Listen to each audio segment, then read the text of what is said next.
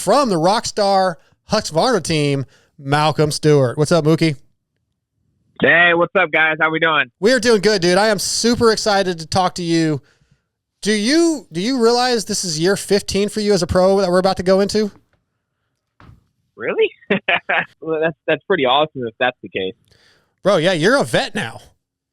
Yeah, I know, right? So hey, I can do plus 30 class all day. So yeah. You would dominate any plus 30 class you ever touched, Mookie. I don't know, man. Brownie might have him. You got me. Mookie's Brownie got might me. have him. I gotta watch out with Mike Brown, but he's technically not 30 anymore. So I have to race guys my own class. The first thing I want to talk about, because I haven't heard a lot of interviews with you on this, is Paris, man.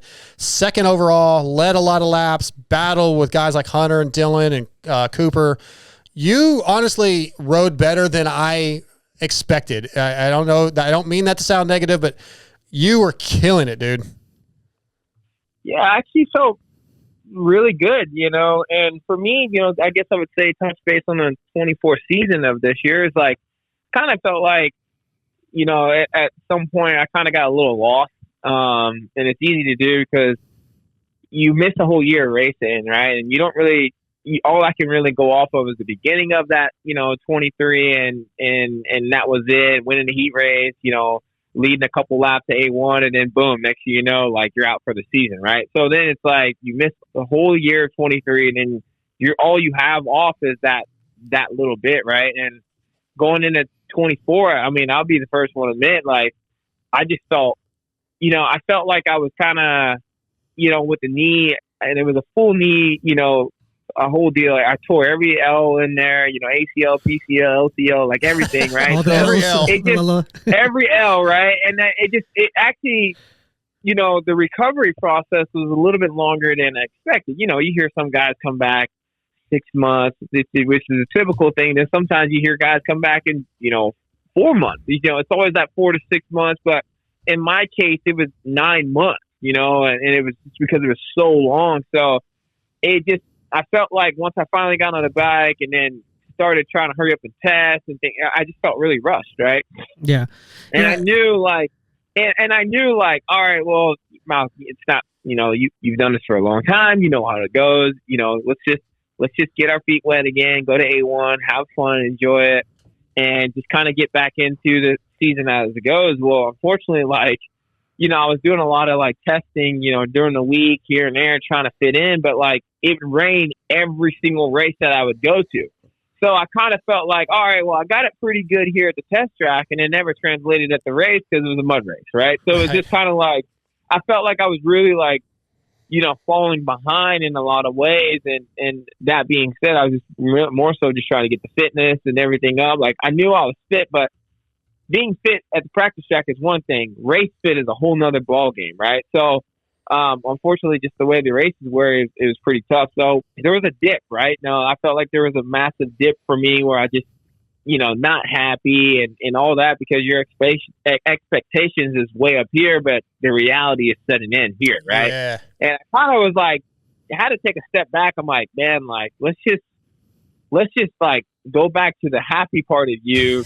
Not say, hey, go out there and be happy to get seventh, but you gotta pat yourself on the back somehow, some way, and drag yourself out of this hole. And I kind of was like, you know what, things started to turn around for me, towards the mid to end of Supercross. A little bit better. Results were a little bit better. And then I was like, you know what, outdoors, it's going to be a fun one. Let's just enjoy it. It's been a long time since you've been in some of these races. And I think as the season progressed, I got better. But, fast forwarding, after we did the playoffs and things like that, I still felt like I needed to still do some races, just for some fun stuff and kind of keep that same momentum going, right? And I did the Paris race, and I was just trying to learn a lot, riding with those guys, Jet. And there's obviously a lot of talented guys there, not just only the U.S. guys, but it's fun, right? It's fun, good racing. It's hard, and I just really was kind of stoked on how I rode and raced and stuff like that for that. And then we came back here and we did some testing with the team and kind of just fine tuning everything, a few weeks before the season kicks off. 24, we got through 24. You talked about doing all the outdoors, and I want to know, once it was over excluding Paris. Was it taxing? Were you like, holy shit, I am wore out. I'm mentally exhausted once Super Motocross was over? Man, I wish I could sit here and say that, but I had about, let's say, I was planning on taking a cool little vacation, and I was going to take a fishing trip, go down south and to the Keys, and then from the Keys we would take a boat to the Bahamas. Like I had it all planned out, right? Well, we had a nice little pop-up storm, this thing called a hurricane, come through. Yep. And pretty much flooded out pretty much Florida in a way, in the Central Florida way. And I've been blessed enough to have a place over on the Gulf Coast in Tampa area, and I kind of been dealing with that. So pretty much a week after the last round, I had about 7 days, and then the flood happened. And I got flooded out. I posted up on my Instagram and stuff, and had been dealing with that. So I was hanging drywall up for a little. I've become a drywall guy. Oh, so nice. I learned a little bit with drywall. If you need a little hand, I can help you out. Okay. Retirement plan. Yeah. Hey, sponsored by Home Depot. Hey, let's just put it this way. All my Supercross, motocross money or whatever just pretty much went to that. The SMX money. Playoff money went to there. So, yeah. So I know Lewis Phillips asked you this at media day, and I want to get in a little deeper on it. He kind of asked you about time running out to win a Supercross main. Are you at a point where you're okay if you don't ever get that 450 win? Are you okay with that? Or I know you still want to win, but are you mentally prepared for that? Yeah, I mean, as I said before, I don't want to sit here and say like, oh, well, if I like say yeah, like that just makes it seem like I'm not going to put my full 100% effort into it. Like, yes, I want to win, but at the same time, it's like if I didn't do it, I just didn't do it, right? Yeah. And I'm like, I'm not going to sit here and I'm not going to sit here and lose sleep overnight over it, because I've had a lot of other great things that happened in my life, right? And one of the biggest things for me is I always just wanted to win a championship in general. And even if I did push 450, 250, I did it, right? So that was the biggest point in my career that I wanted to at least check off the box. And of course, being able to win a race would be even more sick, but at the same time, man, it's racing. It can happen. It can still happen. I also feel like I'm in my prime enough to where I still feel like I still could do that. So I'm not done. I'm not crossing off the list. But at the same time, Lewis did ask a really phenomenal question, and basically, the answer is, yeah, I'm not. That wouldn't hurt my feelings. At the end of the day, like I'm still be able to be here and still race with a lot of great people, and just I'm 32 years old.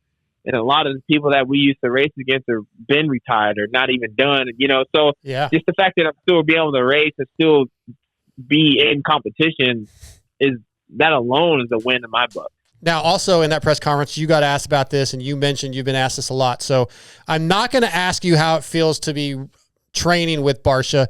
What I want you to do is give me something about Justin that you've learned since he's been training with you that you didn't know, or maybe that surprised you or that you like. Give me a positive.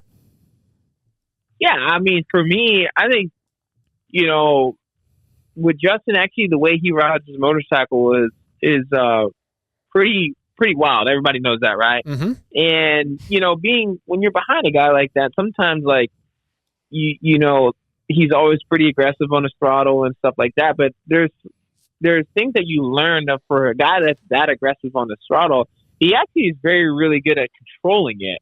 Yeah, by using this clutch and things like that. So there's things that I've learned. I'm like, you would think he would break traction or something like that, and he's actually gaining traction, right? So it's actually more of like surprising in ways, but also too, like, again, like he's a very good, sparring partner, because obviously he's not slow. He's very fast and really, really good. He's had, he's a good rider in general. So having him and of course Aaron Plessinger riding as well, I think it's a really good fit, with somebody who, puts that pressure and things like that. So, there's like I said, there is a lot of positives to it, and that was one of the biggest things for me because obviously everybody knows you can hear him all the way around the racetrack for sure. Everybody knows that, but how he actually rides the motorcycle, it actually works for him. You know, again, how he hits the corners and things like that. It actually rides for how he rides the bike. You would think it would be pretty like. You would think it would be worse than what it is, but it actually works out better than you would think. So, good answer. Like I said, being behind him, I actually learn a lot. If your life was a book, what would the title of the chapter for next year, for 2025, be? I'm not done. I'm not done. I like that. I like that.